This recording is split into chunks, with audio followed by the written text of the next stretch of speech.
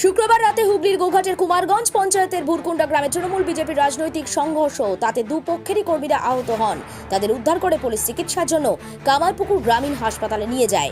মারধরের ঘটনায় 10 জনকে গ্রেপ্তার করা হয় এবং তাদের শনিবার আরামবাগ মহকুমা আদালতে পেশ করা হয়। কোর্টে তোলার সময় সংবাদ মাধ্যমের প্রশ্নের উত্তরে মারধরের ঘটনায় অভিযুক্তরা বলছেন তারা নির্দোষ। পরিবারের সদস্যরা কান্নায় ভেঙে পড়েন। তারা বলেন যারা প্রকৃত দোষী তাদের শাস্তি দেওয়া হোক।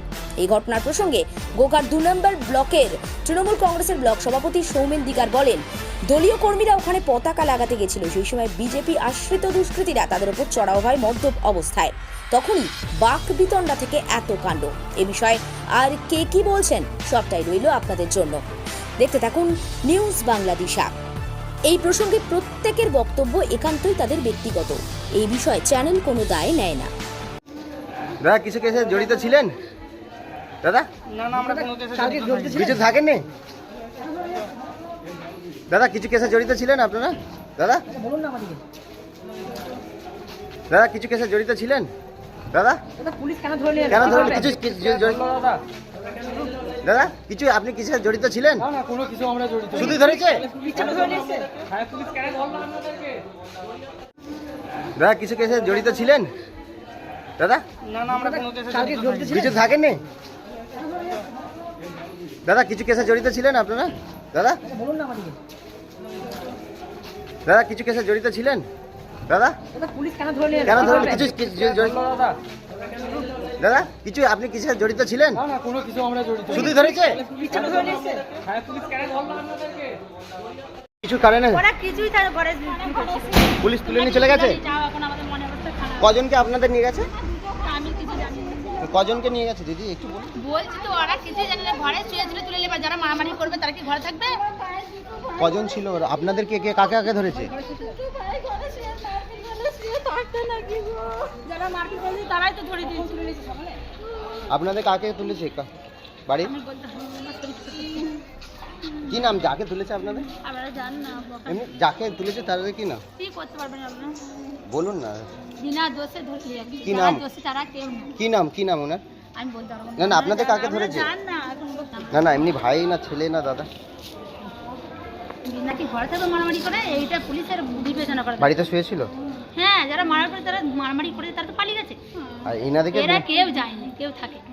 আমরা এমনি ঘরে শুয়ে আছি, আমরা জানি নি মারামারি হচ্ছে, ঝগড়া হচ্ছে, কিছুই জানি না। রাতে তুলে নিয়েছে? রাতে তুলে নিয়ে 2টার সময়। কাকে? ভাইকে না আমার দুটো ভাই নিরো। ভাইকে? ওনার ভাইকে? আমার দুটো ভাই নিরো গো। আমার দুটো ভাই নিরো গো। আমার দুটো ভাই নিরো গো। আমার ভাই কিছু জানে না রে। আমার দুটো ভাই কিচ্ছু জানে না। আমার দুটো ভাই কিচ্ছু জানে না গো। আমার দুটো ভাই কিচ্ছু জানে না গো।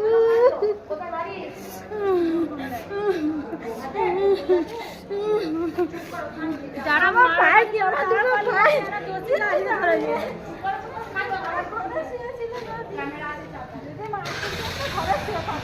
দেখুন, কালকে নতুন করে আমাদের তৃণমূল কংগ্রেসের কর্মীরা পতাকা বাঁধতে গিয়েছিল। অলরেডি দলের নির্দেশ আছে যে কোথাও কোনো সমস্যা তৈরি করা যাবে না, কিন্তু বিজেপির বেশ কিছু নেতা কর্মী মদ্যপান করে উত্ত্যক্ত করছে তৃণমূল কংগ্রেসের কর্মীদেরকে। স্বাভাবিকভাবে দুপক্ষ যখন বাজারে থাকে বাকবিতণ্ডা তৈরি হয়, বচসা তৈরি হয়। সেই সমস্ত বচসা থেকে একটা ঝামেলা, সেই ঝামেলা মারপিটে আকার ধারণ করে। উভয় পক্ষ, সেখানে পুলিশ উপস্থিত ছিল এবং পুলিশের মাঝে ধস্তাধস্তি হয়। উভয় পক্ষ ইনভেস্টি করে, সেখানে বেশ কয়েকজন উভয় পক্ষের এবং পুলিশ সহ সবাই প্রত্যেকে আহত হয়েছে। প্রশাসনের কাজ করেছে, তারা কয়েকজনকে অ্যারেস্ট করেছে এবং কোর্টে চালানো করেছে। পুলিশকে আমরা নির্দেশ দিয়েছি সরেজমিনে তদন্ত করে প্রত্যেক দোষীদেরকে যেন শাস্তি দেওয়া হয়, সে ব্যবস্থা পুলিশকে করার জন্য আমরা রিকোয়েস্ট করেছি। হ্যাঁ স্বাভাবিক তো, উভয় পক্ষ যখন ধস্তাধস্তি ইনভেস্টি করে, ঢেলা ছোঁড়াছুড়ি করে, পুলিশ মাঝে পড়ে যে পুলিশ তো বাধ্য হয়ে মার খাবে। আর বিজেপি সার্বিকভাবেই তো এটা করছে, গোটা গোঘাট ব্লকে অশান্তি লাগানোর চেষ্টা করছে। কারণ তারা আমাদের কর্মীদেরকে উত্ত্যক্ত করতে হাটে বাজারে যাচ্ছে, কারণ আমাদের দলের নির্দেশ আছে কোথাও কোনো ঝামেলা করা যাবে না। সেই সুযোগটাকে কাজে লাগিয়ে বিজেপির মধ্যমাতাল ছেলেরা উত্ত্যক্ত করছে। স্বাভাবিকভাবে আমাদেরও ছেলেরা মাথা ঠিক রাখতে না পারে কোথাও বচসা তৈরি হয়ে যাচ্ছে, এরকম ছোটোখাটো ঝামেলায় কাজ করছে। আজকের পরিস্থিতি ঠিকঠাকই আছে, কোনো সমস্যা নেই। হ্যাঁ পুলিশ আছে, পুলিশের কাজ করছে। আরামবাগের রিভোল্ট বাইক শোরুম। মাত্র 20 টাকা খরচ করে ব্যাটারি চালিত বাইকে করে যেতে পারবেন 150 কিলোমিটার পথ। এই বাইকের গতিবেগ প্রতি ঘন্টায় 110 কিমি। শুনতে অবাক লাগলেও বাস্তবে সত্য, তাই দেরি না করে আজই চলে আসুন। কেনাকাটার উপর থাকছে আকর্ষণীয় উপহার ও ইএমআই এর সুবিধা। ঠিকানা রিভোল্ট শোরুম, আরামবাগ পারুল মোড়, হুগলি। যোগাযোগ নাম্বার 7585822578।